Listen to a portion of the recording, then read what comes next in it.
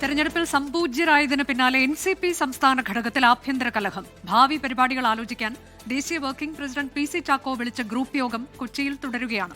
നാളെ AK ശശീന്ദ്രൻ പക്ഷവും യോഗം ചേരുന്നുണ്ട്.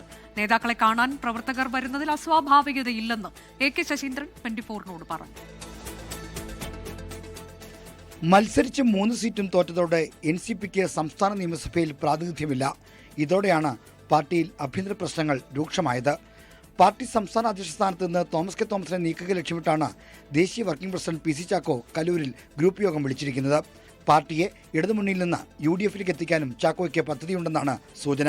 തോമസ് കെ തോമസിന് പകരം PC ചാക്കോയോ PM സുരേഷ് ബാബുവോ സംസ്ഥാന അധ്യക്ഷ സ്ഥാനത്തെത്തിയേക്കും. കൊച്ചിയിൽ ഗ്രൂപ്പ് യോഗത്തിനെത്തിയ ചാക്കോ പ്രതികരണത്തിന് കൂട്ടാക്കിയില്ല. എന്നാൽ NCPയിൽ നിന്ന് അടർന്നു മാറി പുതിയ പാർട്ടി ഉണ്ടാക്കുക എന്നതാണ് AK ശശീന്ദ്രൻ പക്ഷത്തിന്റെ ലക്ഷ്യം.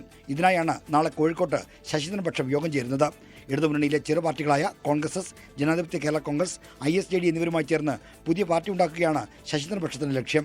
രണ്ടിൽ ഏത് നടന്നാലും NCP സംസ്ഥാന ഘടകത്തിൽ പിളർപ്പുറപ്പാണ്. 24 തിരുവനന്തപുരം.